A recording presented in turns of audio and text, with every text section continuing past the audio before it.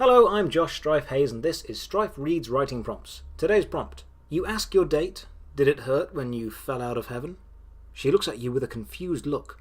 I never fell out of heaven. Who told you I was your angel? It turns out she is your guardian angel. The following story was written by Lilwa Dexel and I perform it with their kind permission.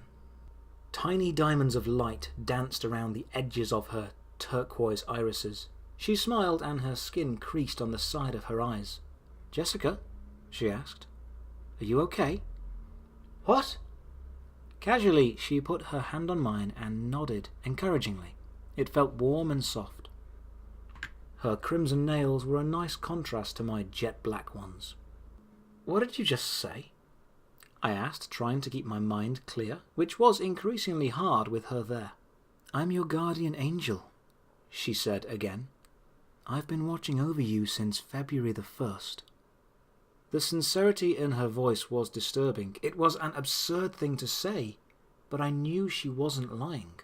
She probably couldn't. "But what?" My mind still couldn't grasp it. I had never been a believer. But when the light from the window behind her framed her blonde head like a Gloria, I just knew it had to be true. She patted my head with her thumb and leaned forward as if to tell a secret. "I've been doing this for a long time. It's normal to be upset or confused." "But February the 1st, why February the 1st? "You burned out my predecessor," she said more solemnly. "He needed a vacation." "Burned out?" "Yes, you were too much work. But don't worry, I'm a specialist." "Specialist for what?" "Come on, Jess," she said and weaved her fingers into mine. "You don't have to pretend with me. I've read your file." "Whatever, I'm leaving," I said and pulled my hands away from her. "I know what you're thinking," she said calmly. "You think that I'm messing with you, and also wondering how someone could be so cruel, as if you don't have enough issues." I was this close to getting up and walking out of the coffee shop, but something kept me there for a little while longer. She put her elbows on the table, leaned closer, and lifted my chin. Our eyes met again. "Your first attempt was in 8th grade when you realized you were gay. Your mother would have kicked you out if she knew." She continued.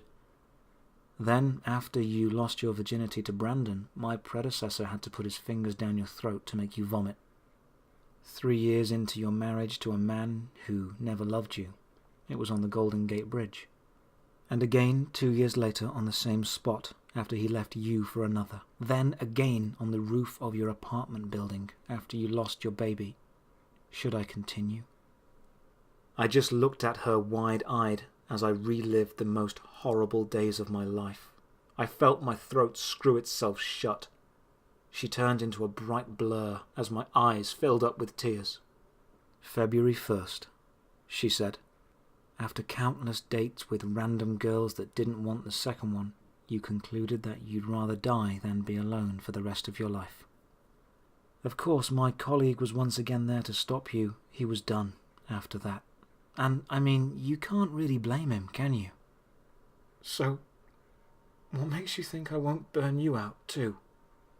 I whispered.